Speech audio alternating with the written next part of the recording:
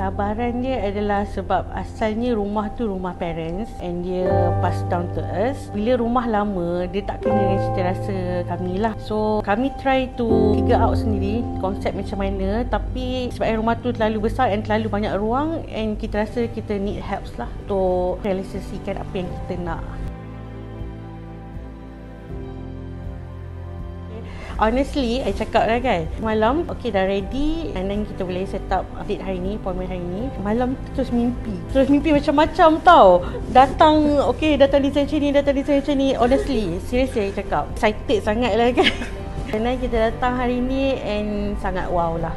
I boleh cakap worth for money and very good investment. Memang really excited, and bila tengok presentation tu memang kira memenuhi kita orang punya cita rasa, and kita rasa macam maybe kita boleh pergi kot dengan this punya option.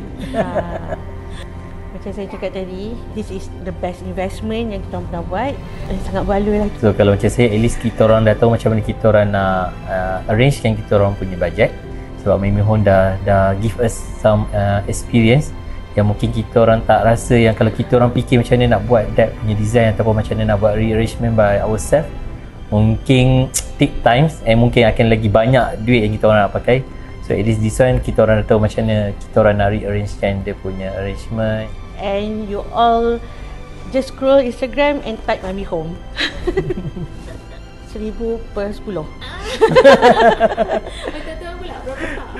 Okay, 10 per 10.